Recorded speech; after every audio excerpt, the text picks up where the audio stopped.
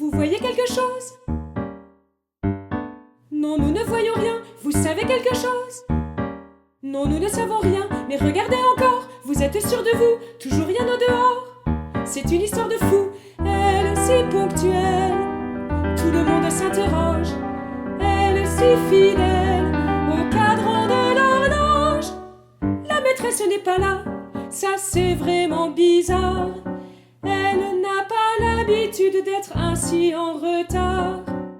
Mademoiselle Louise, que peut-elle bien faire? Ce n'est pas dans ses façons, ce n'est pas dans ses manières.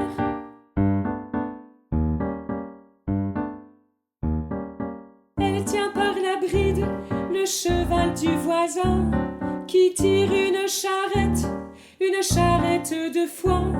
Elle guide son équipage vers le fond de la grange et regarde autour d'elle avec un air étrange. Comme ça? Non, comme ça. Avec l'air plus inquiet. Ah, comme ça. Ou enfin, à peu près.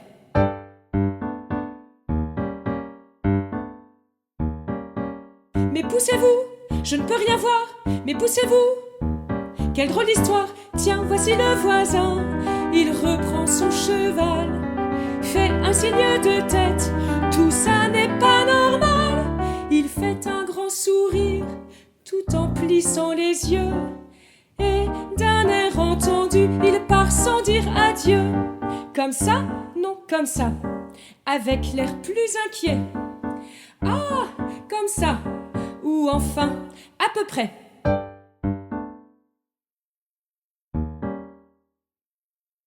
Regardez la maîtresse qui traverse la cour, inspectant le préau et les champs tout autour. Ce n'est pas chose banale, cache-t-elle un secret?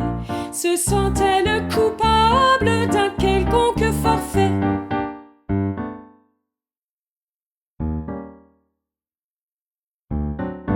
Elle est si sévère, d'une telle probité. À quelle affaire se trouve-t-elle mêlée?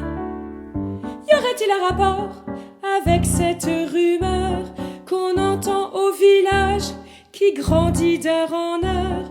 Depuis un jour ou deux ou trois, il se dit ça et là des choses, bien des choses, qu'on murmure tout bas. Qu'un avion américain se serait écrasé pas loin et aurait parachuté des avions.